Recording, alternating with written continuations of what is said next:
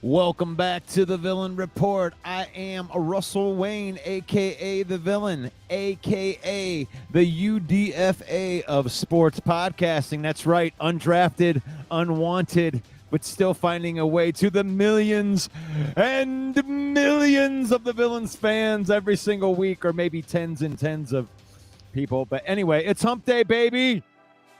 And you know what that means? We're rolling downhill into the weekend. And today we got a special guest joining me, John Maakaron from Sports Illustrated. John's been covering the Lions and watching every snap. And today the Villain gets his thoughts. This episode is brought to you by Fanatics.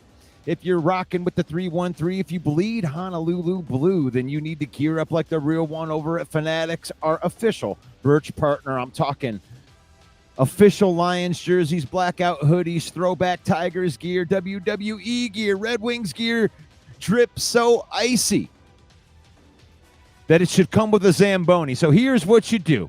You go into the comments right there. You click that. You click that link. Save up 25% off of your order. Every click supports the channel, the page, and lets the world know that Detroit fans do it bigger. They do it better. Villain Squad don't do knockoffs. We do official. We do Fanatics. Get yours. That's right. Detroit right here. We are climbing. Detroit, 79,000 and climbing. Climbing fast. Help us storm the castle of 100,000 followers. And are you on YouTube?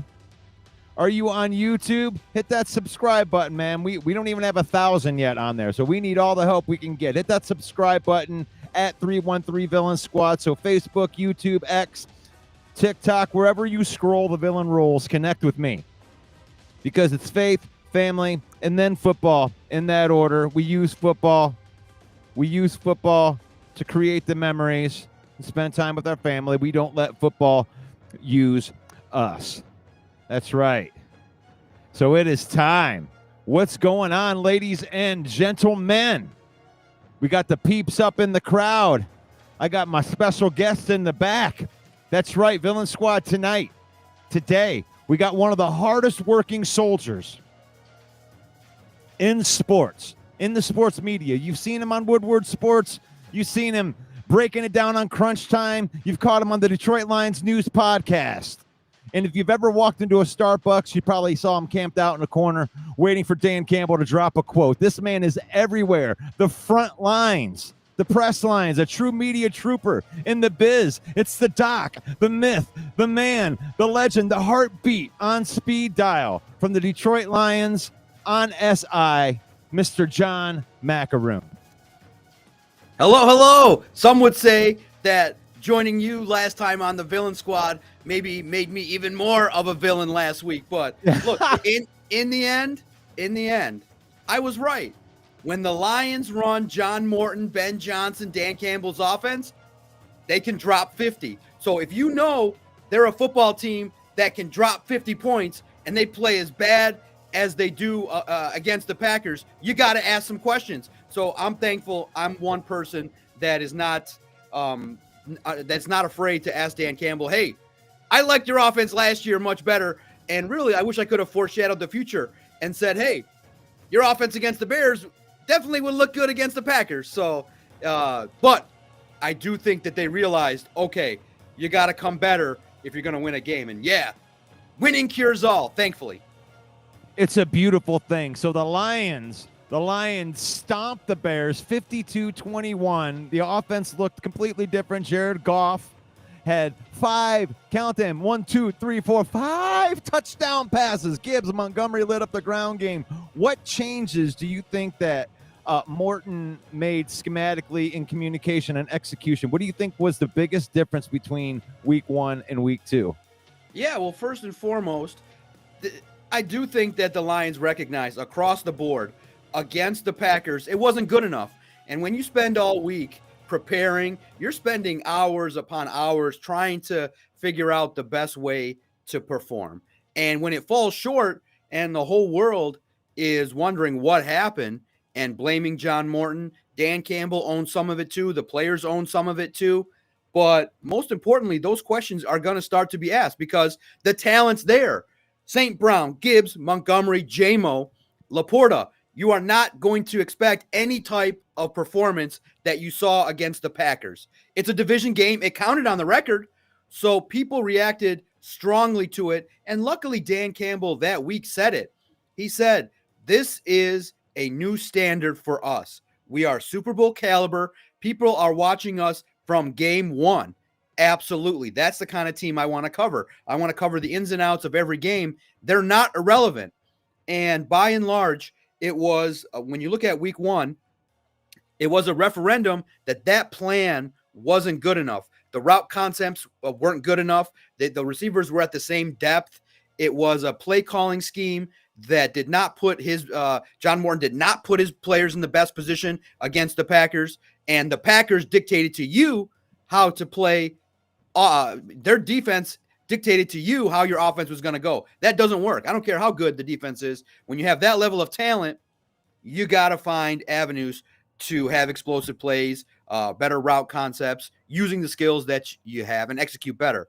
Now, you're at home. It's different. The communication was so much better. It's radio silent when the Lions offense is operating. So the communication errors were basically wiped away. Now, Tate Ratledge still had some moments where he whiffed on some blocks and didn't do the things he needed to do. But by and large, the way the game flow happened was the Lions took advantage of critical errors by the Bears. And first and foremost, you saw the full power of the offense. Motions, you saw crossing routes, you saw different route concepts that put Amon-Ra St. Brown and the receivers in better spots. JMO had a couple explosive plays. And most importantly, you ran the football. And early on, the Bears hung with it. But when Caleb Williams had that unfortunate turnover, the Lions pounced, and that late touchdown for Amon-Ra St. Brown, I think, broke the will of the Bears, and they laid down in the second half. But look, you had, Russell, you had a motivated offense. You had an upset. Here's the recipe. You had a team that felt betrayed. Enough of that shit. Yeah, they were betrayed by Ben Johnson, one. The whole world was pissed at them for how they played offensively. John Morton had all the eyes of the world on him, and they were like, all right, we got to fix this and get back to what we do well. Motions, some plays that I felt highlighted Amon-Ra St. Brown and Jared Goff's connection. And amazingly, Jahmyr Gibbs got it going. So that's a recipe. Basically, in the end, Russell, they ran John Morton's offense, which was all that I was asking was, hey, can you make the offense look like what John Morton and Ben Johnson do? And if they do, Russell, if they run Ben Johnson, John Morton, and Dan Campbell's offense, nobody can stop them, period. Playoffs. Oh man, I found an old movie quote yesterday, and I threw it out on my on one of my videos I threw out yesterday, and it had to do with Ben Johnson like leaving, and everyone's like, oh, you should feel good about Ben. He got a head coaching job, and I'm like, no. Could have had the food and beverage job. You could have had the food and beverage job. You could have had any job in any of the NFL teams. You could have went there, but you chose to go to Chicago. You chose to face Dan Campbell twice a year because you thought you could beat him. And, don't give me that. Could have had the food and beverage job.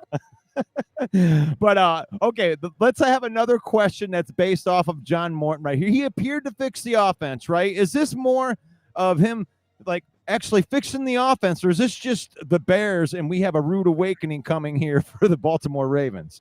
Yeah, look, it's not feasible. You're not going to score 30, 40 points every single week.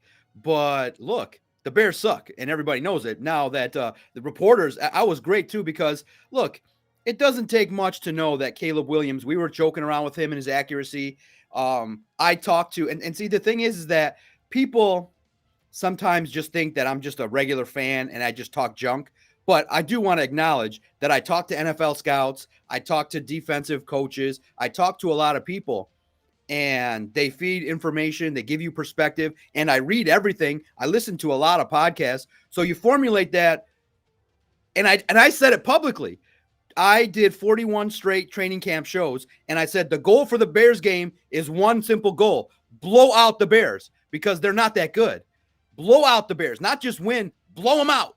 That's how bad people are perceiving the Bears. And then also a great reporter, that's now doing his own thing, Tyler Dunn, said that, hey, I've been, and the thing is, maybe a lot of people aren't reading as much as I am, but he did a 3-part series that said the Bears are defunct, the general manager is not popular, he can't handle the responsibilities, last year was a clown show. So I read that the Bears are basically starting over. So I expected it. I called for it. And the whole NFL world predicted the Lions were going to win. So I'm not going to say that the Lions are Super Bowl caliber after whipping on the Bears. It's just the Bears. They're irrelevant. They are the worst team in the division, and you curb stomp them, which is very good. Exactly what you wanted to do.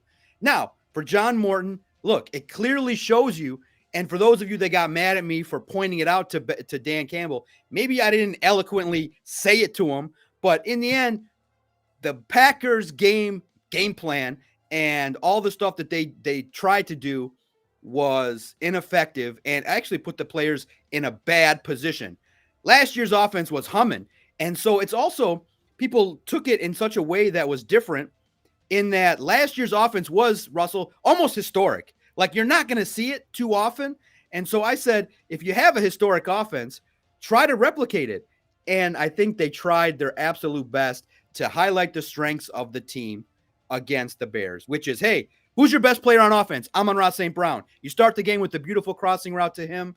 And I also previewed it on the Lone Wolves podcast, which I'm doing on YouTube. I said that this game against a lot of defenses, you might need to pass to set up the run. And they did that. You might need to, in an offensive league, maybe when you have a young offensive line, establish your passing first. That opens things up because you now have to commit resources to the receivers. And so I called that as well. So you may not like the direct, blunt nature of my questions, but it needed to be asked to Dan Campbell because it was such a bad offensive performance. And everybody knew that what you did against the Bears was always in there. And what was fixed was John Morton came with a better game plan, which Jared Goff highlighted in a podcast recently. He came with a better plan. Highlight your skill players. Get your guys' offensive line blocking correctly. Less errors mentally in the game against the Bears. And you score a bunch of touchdowns. So it was awesome. And you highlighted everything that you needed to do to curb stomp a team. And so I think that if they continue to do the things and execute well, then this football team can compete. But unfortunately, there's another side of the ball that had some leaks against the Bears that we got to be concerned about. The two biggest concerns, Russell, the defensive line and stopping the run against the Bears wasn't all that great. And Terrion Arnold is having a rough start to his season. Yeah, that was you segue perfectly right there.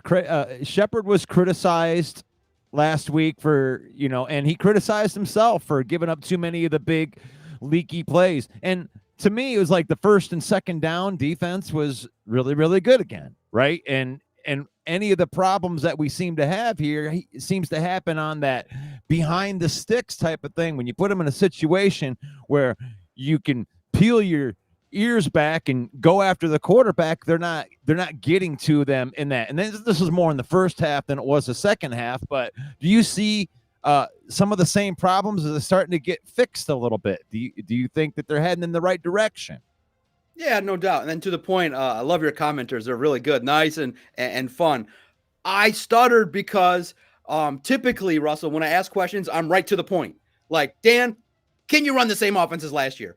But I figured that wasn't going to go anywhere without a little bit of support. So I just wanted to add that one of the things I learned was Jared said, you guys changed the communication.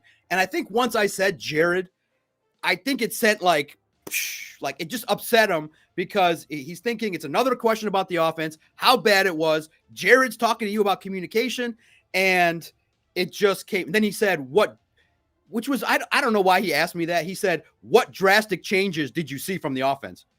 Bro, you didn't score any points. You didn't score any points. You didn't, your routes, like you forced me to highlight what I didn't like.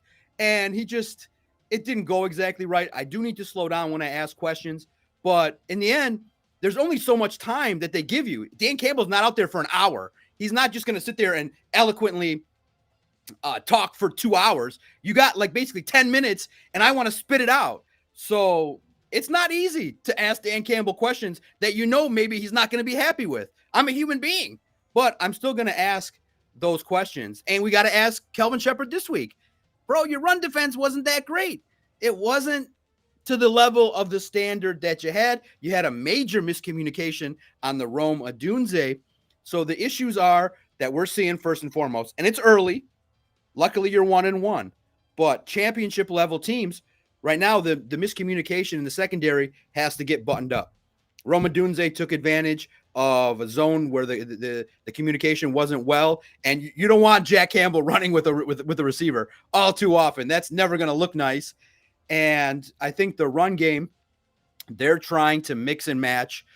They started the year with the rotation of Tyleik Williams and DJ Reader, but they scaled back Reader a little bit to get him more effective, and they've inserted Wingo and Roy Lopez to try and see if they can maximize the efforts of DJ Reader. But there's some things to clean up. You got to be stout against the run.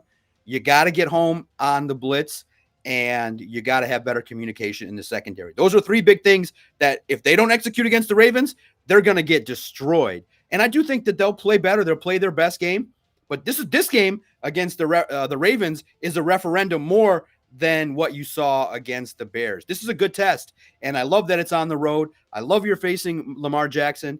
It'll kind of give you a little early sense of where you are as a Super Bowl team, and that's what I love to see this early in the season. So, look, I'm happy that the schedule laid out the way it did, and there's some advantages. Kyle Van Noy may not play. Joe Burrow may not play when the Lions face the Bengals.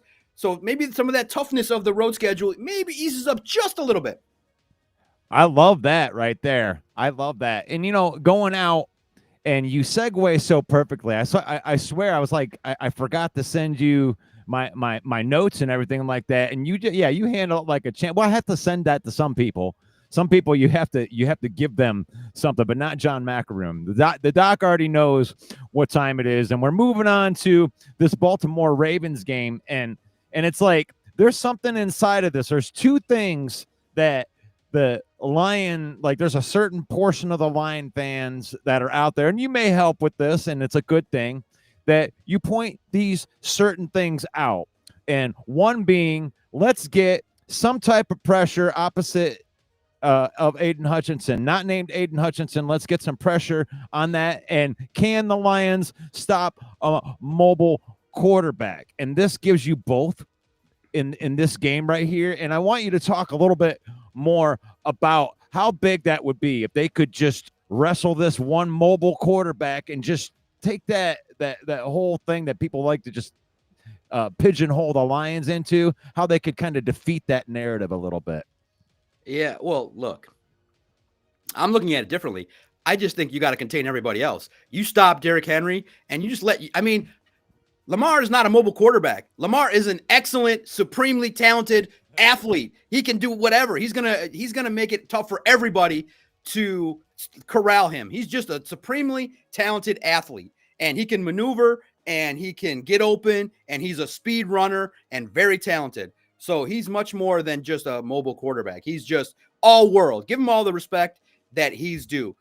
I don't know because it would appear to me that he's faster than Alex Anzalone and Jack Campbell and Derek Barnes, but they corralled Caleb Williams. So basically you got to kind of keep him in the areas where you can kind of divert him into your defense. It's going to be a tough challenge. I think first and foremost, the key, Russell, is that they got to stop Derrick Henry. Derrick Henry can embarrass you just as much as Lamar Jackson. And so you got to make him one-dimensional. You got to make it so that Lamar's passing, and you can do that by getting out to an early lead, make it so that Lamar's got to use his arm to get after it, and there can be some turnovers. He's a playmaker, and he's also, he wants to entertain. It's Monday Night Football, so he may try some risky passes, and that's where Terrion Arnold and DJ Reed have to take advantage of the opportunities. Getting out to a lead in this game, I think, is super important. If you give them chances, I think that they'll take advantage of the momentum. John Harbaugh is a great coach. So first and foremost, you got to figure out a way to make it so that Derrick Henry is not getting 3-4 yards per carry. I think that the Lions are going to run the football. I think this could be a classic game, back and forth, fourth quarter kind of game. But Yeah, I do agree 100%, Joseph. Their rush defense is not as great as you would like. I feel like there's opportunities that Lamar will give you at certain points against good opponents. Lamar always kind of has that one weird bad turnover that just changes the momentum, and the Lions need to pick that up. Kirby Joseph, I think, is a key in this game. The three key players for the Lions, in my opinion, are going to be Kirby Joseph, Terry and Arnold, and then I think Jamison Williams. If you unlock him further, where you get him more involved in the two plays for 108 yards, if you can get him in that 4 to 8 reception category, unlock the defense a little bit over the middle, get him involved, maybe some end arounds, some screen passes, some unique ways of using them. Now you unlock the running game even more. So I'm excited to see this game. I feel like the more I talk about it, the more I feel like the Lions are going to compete, but it's going to be really, this is the great opportunity is who's going to execute better. And if the Lions are able to do what they need to do, man. But Russell, here's the problem. The offensive line is going to have to now face another test communicating. It's going to be on the road. It's going to be loud. Tate Ratledge did have some more mental errors and missed assignments against the Bears. It was a little bit rough. You had I think one play where Gibbs lost 11 yards in a critical moment. So you just got to look at it where you need more growth from the guards. You need continued communication, and you just need Jared Goff to play clean. If Jared Goff is on the good side of his play, like you saw against the Bears, then you got a chance. But if it goes south, turnovers, 3 and outs, not executing the way you need to, listen, everybody knows. Get the ball to number 14 to start the game. Let's see what happens. But you got to mix in J-Mo. And maybe, Russell, maybe on the biggest stage, Isaac Tesla can use 2 hands and start to grab some footballs too. Get him involved in this contest. The man is a legend already with those 2 catches. Let's get him involved and see what he can bring to the table. I feel like he can unlock some things too and keep the chains moving. So I'm excited for this game. And Russell, I'll let you know, I will be in attendance on Monday Night Football. I'll be in Baltimore. So I'll give like that. Yeah, you guys better like that. I'll be in Baltimore to give you a firsthand look at Lions on SI as to what's going on. I hope you guys like it and respect it. I absolutely love it. And by the way, that when I threw this out here, this is kind of like this is your page on the SI that's just kind of got all of your articles on it right there. If you go in there, check out John. I love looking at your articles because you're real. Because the information is real that's out there. You don't have to worry about John writing an article about Jared Goff like punching a baby on an airplane or something like that. It's not right. So you're getting legit information from John Maakaron, the doc, right there. And it's did you guys? I mean, I don't know how you veer into this. Did you see the one about Jared and potentially making contributions to the family of what happened? I was like, come on, guys, you gotta be. Facebook has gotten really crazy with what's going on. No, stick to your trusted sources. Thank you, Russell. That does mean a lot to me. I like to believe I'm a trusted source. I'm fighting my battle to get the media to view me that way as well. But I think the more interviews I do, the more you see my face, the louder I am. Maybe I'll get into that 10% where certain media members only read 10% of others. I want to be in that mix with everybody else too. So I do got to ask you, Russell, what did you think of my question? I know it wasn't delivered great, but listen, you also got to remember too, I am human. I am waking up at 6 a.m. We're tired. We're the words sometimes just don't spit out the way exactly that you want. And Dan Campbell is not on an even level like we are. Dan Campbell is standing above me. So I'm looking up at him, and this is a 6'7", 285-pound man that has just been very serious lately in his delivery, and you're going to ask him something that's challenging. But listen, and I want to share with you because I got into it. I talked to a lot of people about it, but I want to share with you. Just because I ask a question that the fans want asked, it doesn't represent maybe what I think, okay? My job is to be the conduit, the middleman between what the fans want and what information Dan's going to bring. So to that point, when I asked Dan Campbell, is it feasible to run the same offense? My mind would already tell me it's no. But Dan could have eloquently calmed the fan base down by answering the question. So I always look at it, Russell, like, don't treat me like a buttoned up reporter. Treat me like you're talking to a average Joe who's sitting at the bar, hanging with his boys going, what the heck happened to that offense? It looks terrible. What happened? John Morton killed the offense. Is this what John Morton's going to try to run? What he ran in New York? It's terrible.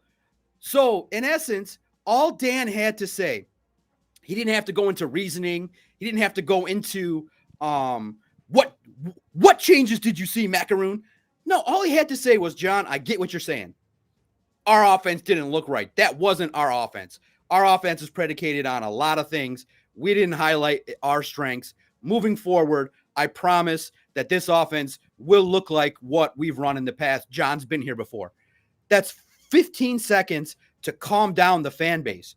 That's all he had to do, was bring it to the point which he missed, was your offense was atrocious and the whole world was questioning John Morton because nothing really changed other than one young offensive lineman and a whole bunch of talented individuals.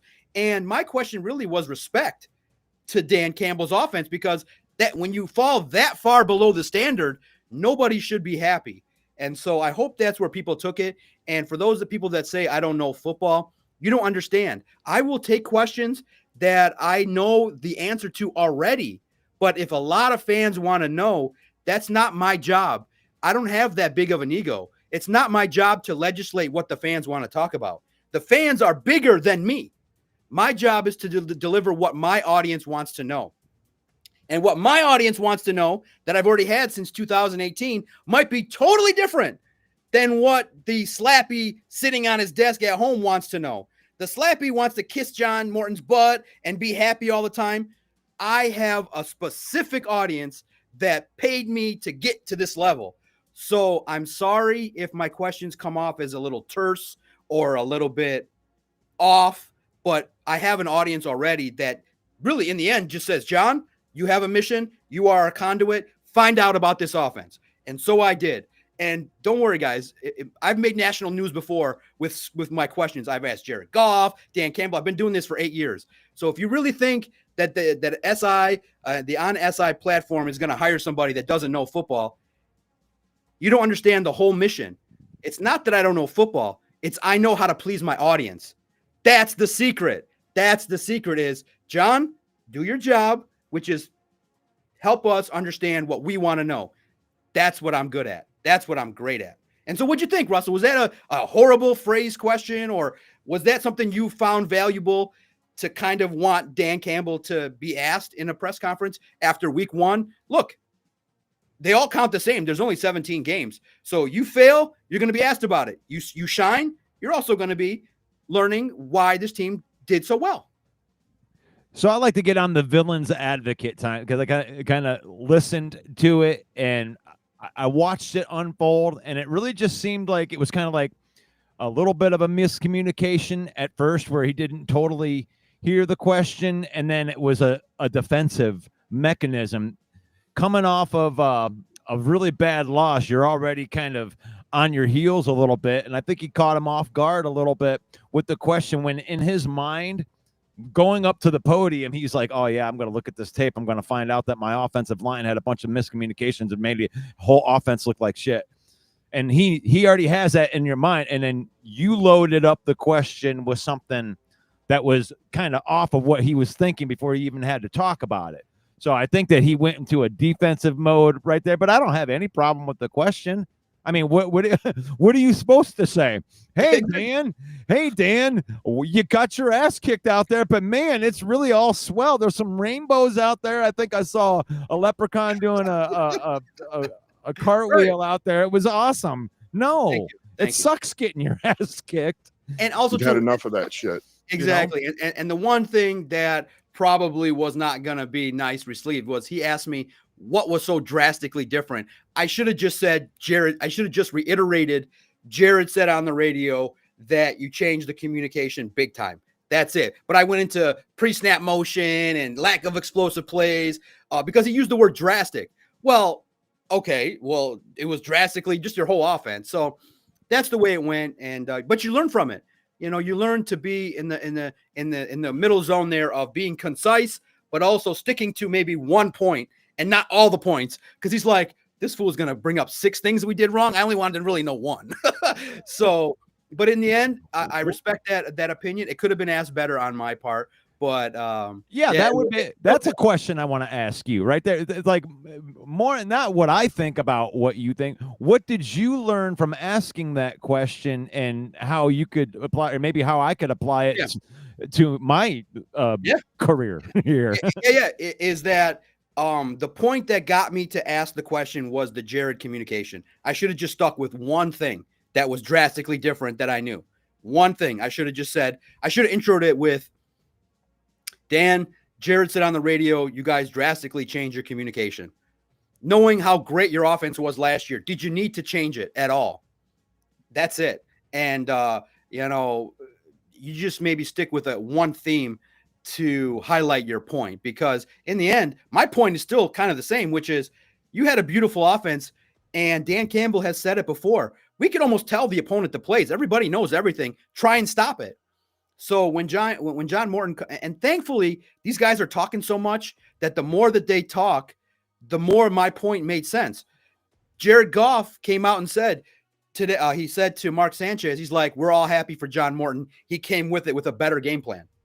So what does that mean? The game plan wasn't Lion-esque against the Packers. That's all really it meant was, hey, your offense was not the John Morton offense that we saw in week 1. And you had all offseason to prepare for it. You're vanilla in the training camps because you're not showing everything. The standard is excellence with the Detroit Lions. So to make it look like that week 1, when the Jets offense started scoring points, the Bills and Ravens had a classic game, you don't have to accept. And listen, the Lions are saying we're easing into it. And I'm saying I disagree with that. It's week 1. You go. You're getting paid.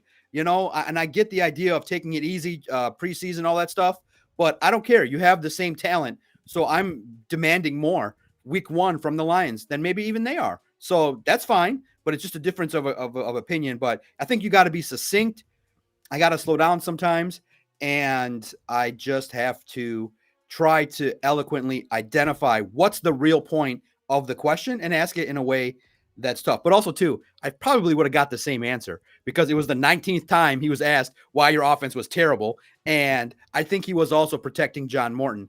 But in the end, too, when I looked at it more and more, I also think he took it personally because he has to have a hand in the game plan. And I feel like the Lions, Dan Campbell, John Morton put all those hours in against the Packers, but it wasn't fruitful. It was the wrong plan. They just did the work. They put a lot of hours into it. They did the wrong thing for the team. They didn't help the team advance to where they needed to get to 1-0, and the whole world was asking about it. And then you got me going, I want the old offense back. And he's like, Jesus, man, week 1, can you give me a little grace? I'm like, no, you don't get the grace. You don't get the grace when you're a Super Bowl team. It's hit the ground running. I'd rather be 2-0 than 1-1.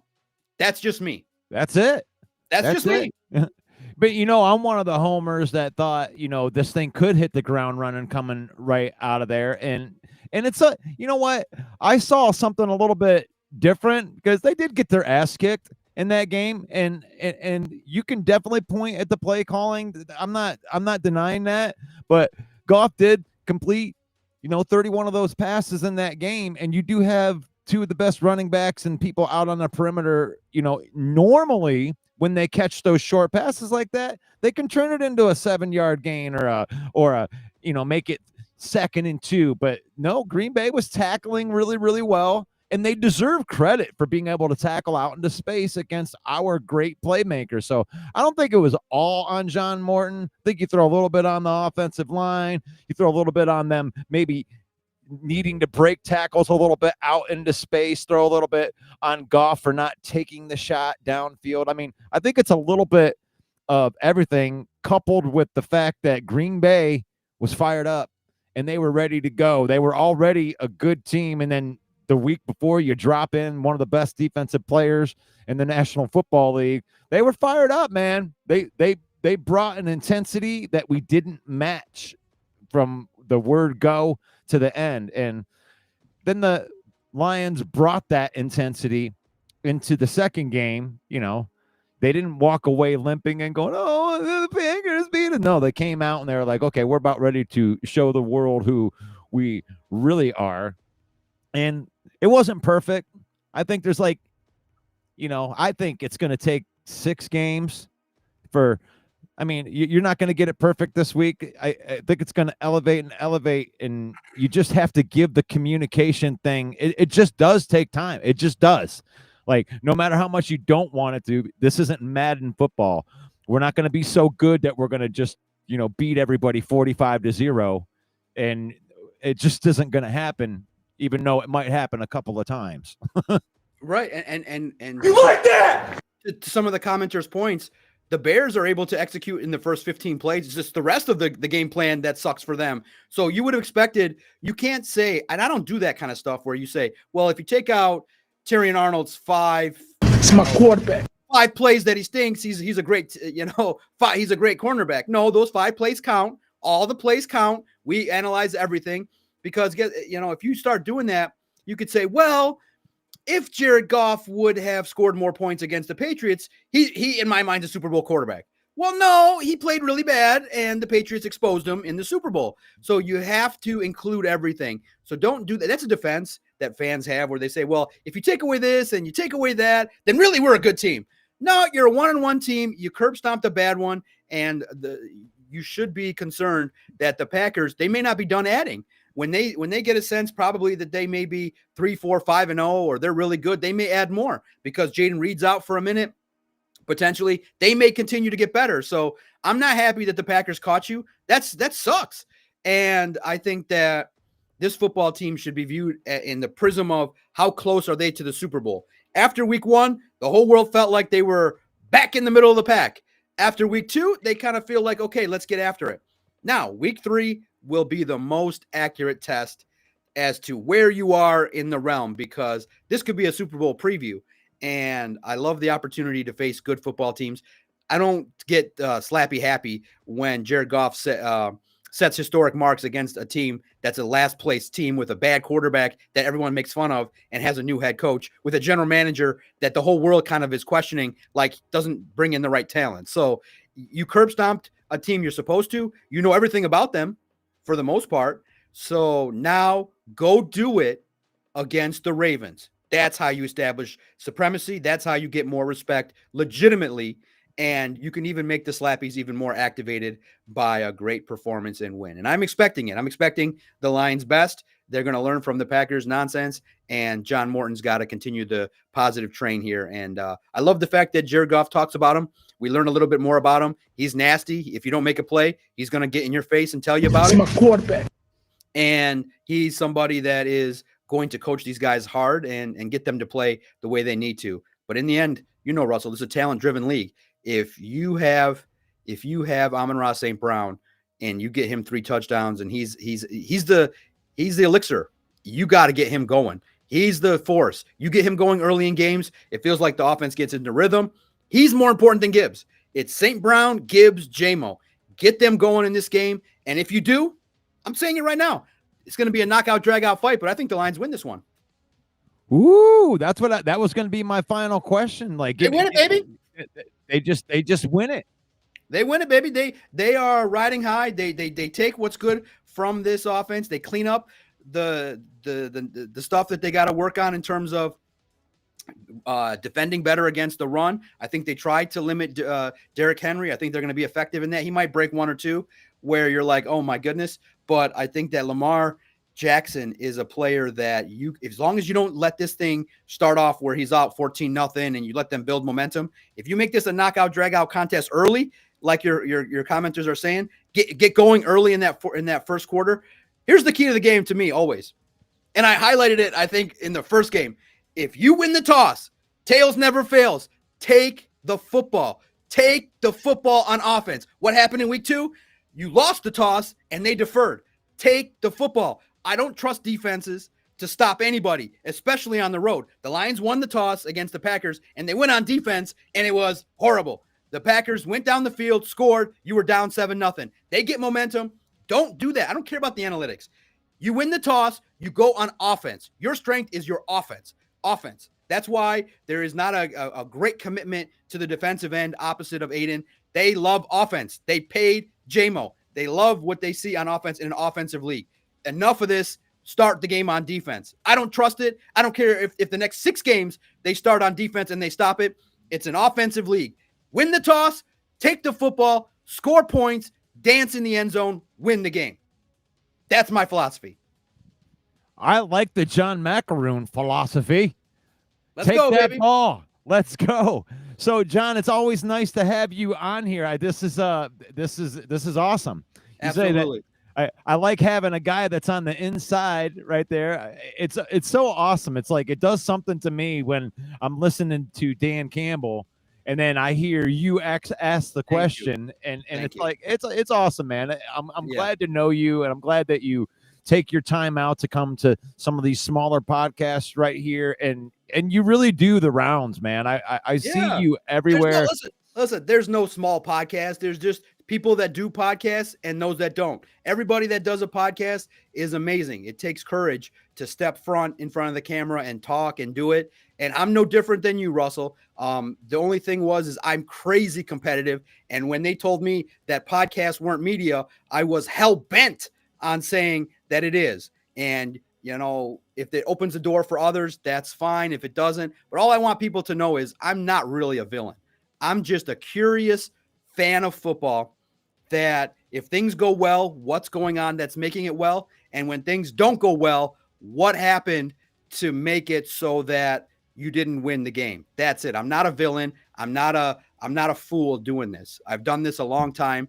And in the end, I'm committed 100% to the audience that put me there. 100%. If the whole media hates me, Dan Campbell hates me, the PR staff hates me, they don't get it. When in 2019, I built the audience, and the audience said, we like what you do. So I wasn't looking to grow more of them. I had the base that was already liking me. So in that sense, I only want your fans to know I am committed 1,000% to the people that value the stuff I do. And there's enough of them to get me an employed opportunity. So I'm sorry, truly, if you felt like I was disrespectful or I don't know football. That's not the goal. My goal is those questions are coming from a combination of me and the large audience I've developed since 2013 and cultivated to 2019. So we're still there. Those same people are still there. So, and it's going to be sometimes opposite of the slappies, but I truly believe that if you're convicted and you ask a question, there's no bad question. There is no dumb question, because Dan Campbell could have just simply shut it down with a simple sentence. John, I get it. No, it's not feasible.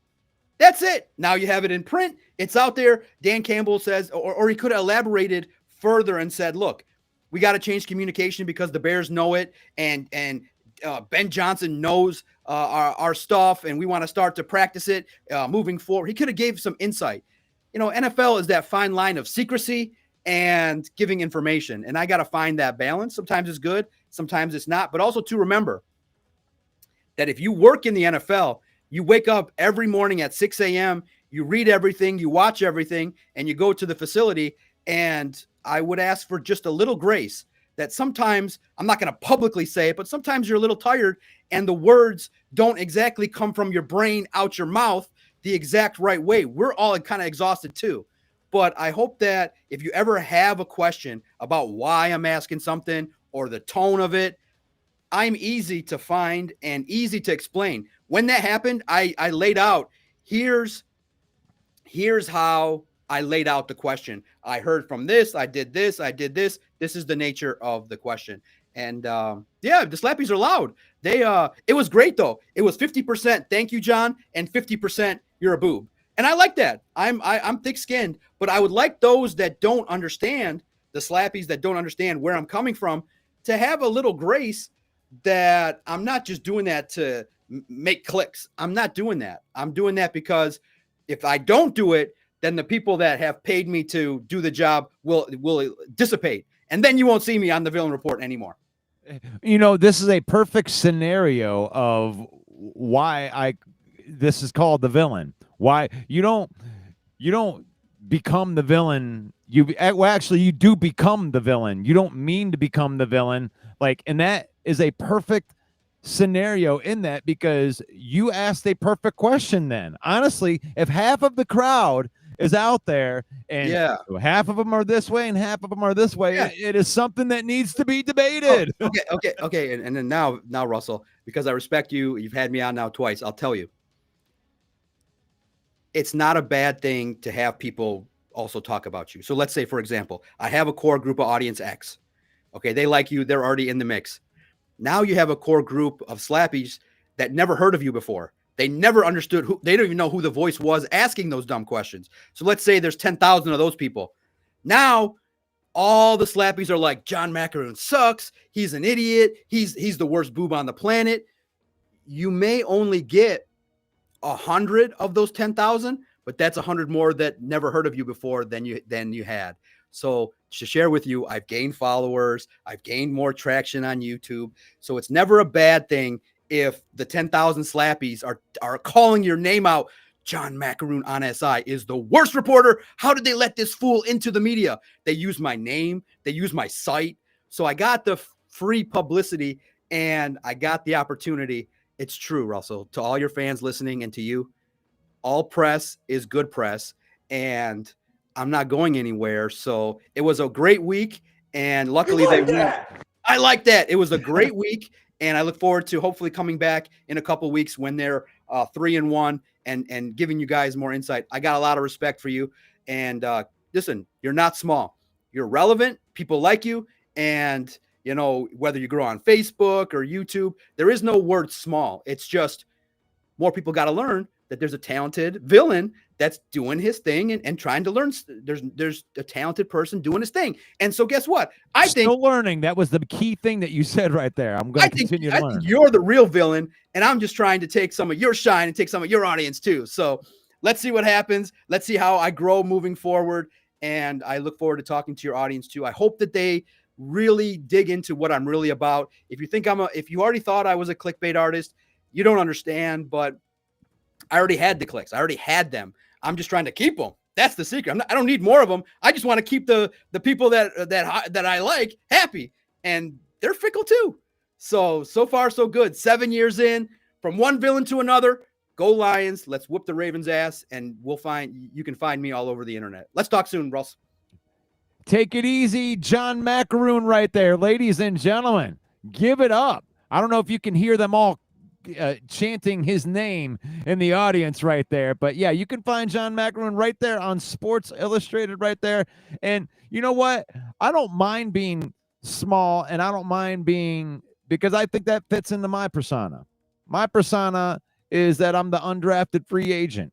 And if I get called a villain, it's just because people misunderstand me. I think most villains are misunderstood. If you've seen it, any great villain movie, it usually has a backstory of somewhere where the villain was wronged and it changed him into the way that he was. And if I want to be known for anything, it is working hard.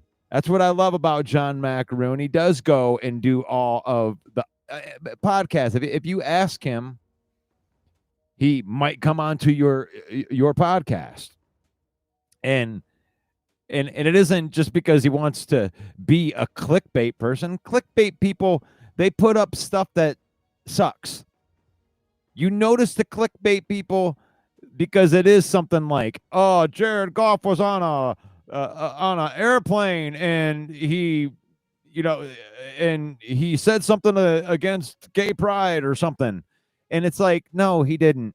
You just put that on there because you had those trigger words that, people want to debate about, and you're just trying to get clicks. No, it's not clickbait to put hard opinions out there about football. If you're a football podcast, that's not clickbait. If you're putting out information and showing a hard side of a topic, you may not like the topic, but somebody has to report it. So as long as clickbait to me is putting out half-truth information trying to get clicks. So, but it's a beautiful thing. Thank you to John Maakaron. I've been blessed to have him on here a couple times, and I'm looking forward to having him on, a couple times a month here, getting his update. He's got his hand and his finger right on the pulse of what's going in there. So I want to say good morning to everybody that was in there today. because I know I got a few more minutes in here, so I make sure I want to go back and thank everybody right there. Rick C. You like that? Man, Kyle was in the house today. Thank you for the comments today. Tyler. You like that? Yes, Becca. You like It's that? good You to like see you that? in here. Yes. Good stuff. Paul Jones in the You like house. that? Joseph You in the like that? house. Dwayne Keene's in the You house. like that? That's right. The central You scrutinizer. like that? You like that? That's right. What's up? Attila. You like that? Attila the bum. That's a good. You like that? Oh, the bad guys in the house. Early season. You like That's that? right. Good morning. Good morning to everybody. Even John Dorn up there. You like that? Wishing, what's up, Fool's Gold Lions, he says. That's right. We even got the trolls in the house. That's right. Corey Patterson. You like that? No updates on Davenport. I don't have any updates on Davenport. He's getting a second opinion for whatever had happened. And we should be used to this. Like, I mean, what is it, like the third year in a row? You know? I mean, you end up rooting for the guy. To me, you end up rooting for Davenport. I've been trying to root for him all off season. You know, he's worked back from like 3 injuries. And the guy just can't catch a break, man. It's like you almost just want to see him make it through the season. You know? I mean, don't suck, but like just make it through the season. You don't have to be the greatest player in the world. Just don't suck and make it through the season. That would make me feel good. That's slappy talk right there. That's right. Anti-villains. Later. You like that? That's right. I can't believe it. I thought for sure that he was going to call out that the Lions would lose to the Ravens. But this is a big game for the Lions. What do you think? That final question I'll throw out there. The Lions are playing the Ravens. And to me, the biggest questions, it's been the biggest questions. You got the mobile quarterback, the quarterback that can make stuff happen off platform. The Lions have always seemed to have trouble stopping that type of quarterback. Now, Caleb was a mobile quarterback, but Baltimore is actually a good team. Baltimore plays a really good defense. So the Lions are going to go into Baltimore, and their offense is going to be tested by a good defense. And then they have that mobile quarterback, that thing that we haven't been able to stop in years. The mobile quarterback. Can Kelvin Shepard's defense get pressure and keep Lamar Jackson from wrecking the entire game? Can the Lions on offense, or on the defensive line, can that defensive line take advantage of that offensive line in the middle? Can they stop Derrick Henry from running all over them on the way to playing a good defensive game against the Ravens? I have PTSOL. When it comes to the Baltimore Ravens, the last time that we played the Ravens, I went to Baltimore with my friends, and I experienced every touchdown of that beatdown in front of an entire audience and a stadium full of people leaning on us. It was awful. And I still have the PTSOL, man. Now we're going back to Baltimore. And the only reason I would put my money on the Lions is it's 5.5 points. I'll take the Lions in the points. But I still have the PTSOL. The post-traumatic same old Lions. John Dorn's in here reminding of us every single day. It's the Fool's Gold Lions. Well, these are the type of games that make me go back into that place. The beatdown. Baltimore. They scare me worse than the Packers do. You know, the Packers got a good punch. They punched us a couple years ago, too, on Ford Field. They came in, got the better of us. But then we got them back. And I believe that's going to happen this year, too. Green Bay is going to get a rude awakening when they come back to Ford Field. It definitely isn't going to be easy like the first one was. Too much pride on this football team. They don't go out like that. And even John knows that. He knows that the Lions will come out swinging in that second. It ain't going to be that beat down again. Our record against Baltimore is pathetic. You are right, Rick. The Browns got blown out by the Ravens because they kept on turning the ball over and giving the ball right back to Baltimore in great field position. That's a key. The offense cannot give the Baltimore Ravens free possessions.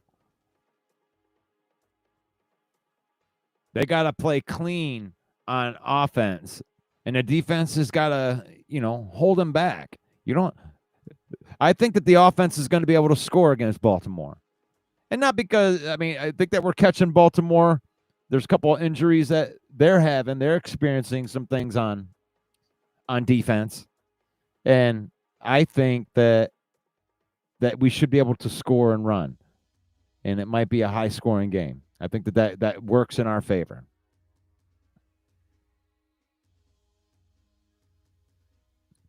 John says right there, the Ravens' best pass rushers out for this game. So there's a couple advantages that the Lions do have there. I was looking at the report myself. And I don't like going there because, good teams are good teams. We won 15 games last year as Lions fans with a bunch of has-beens and never-will-be's that had to come in, filling in for injured guys, and they still won games. So if your team is coached well, like the Baltimore Ravens are, obviously they're coached well. Their next man up is probably pretty good.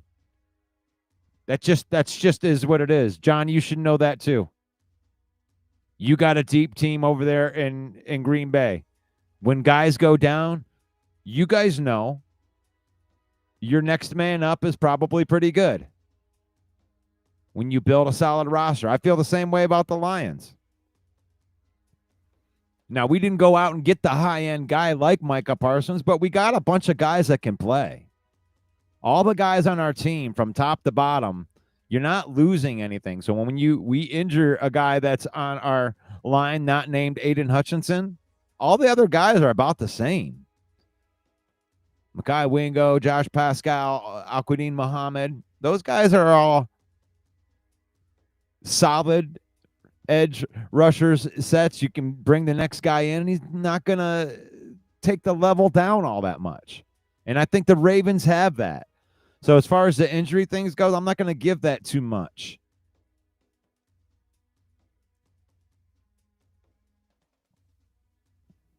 Jason MC says, I'd like to order a light appetizer of crow wings, please. Oh, yeah, that was an ugly game by the Minnesota Vikings there, Jason. Hey, it happens to all of us. But I appreciate you coming on here and eating that crow. When you lose games, you got to be able to take it.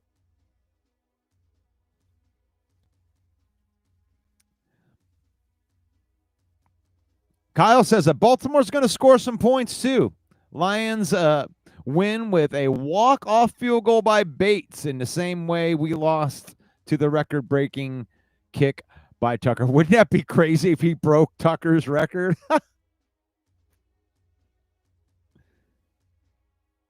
Wouldn't that be crazy if he breaks the NFL record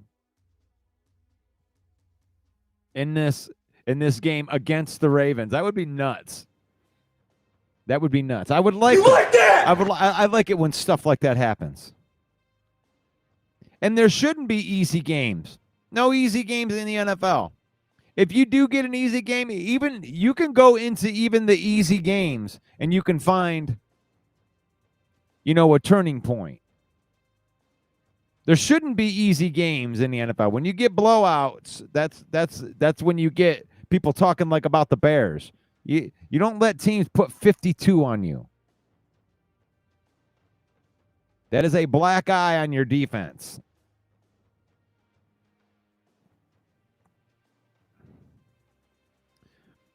But Bears didn't look good. Minnesota didn't look good.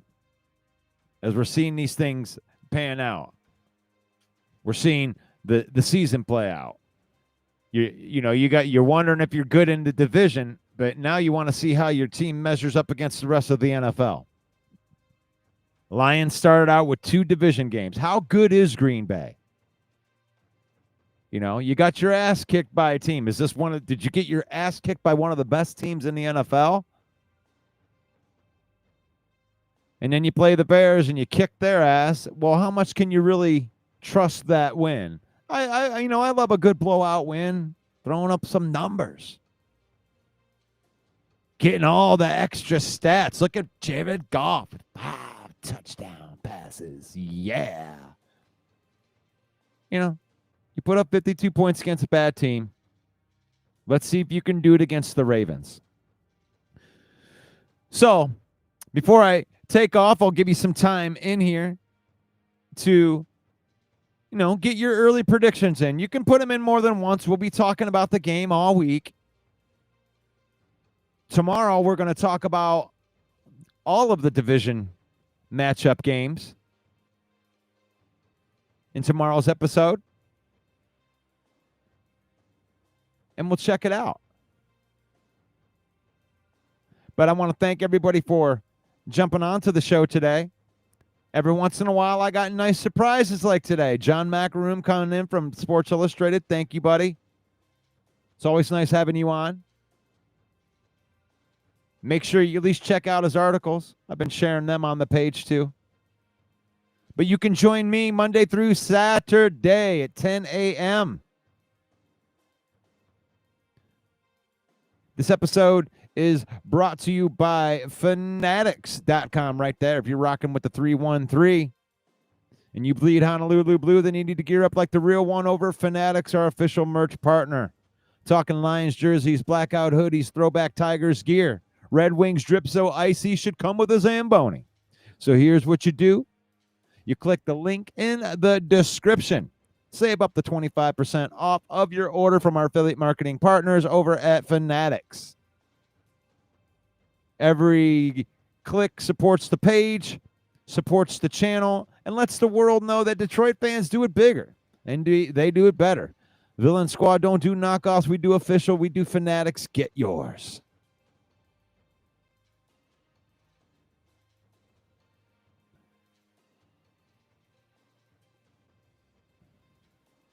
It's faith, family, then football on here. We use football to spend time with our family. We don't let football use us. And I'm going to leave you with that. God bless you guys. May the Lord bless you. May the Lord keep you. May the Lord shine his face upon you until we meet again. It's faith, family, and football. Amen. Amen. God bless you guys. Thank you for listening. I'll see you in the next episode. Peace out. Could have had the food and beverage job.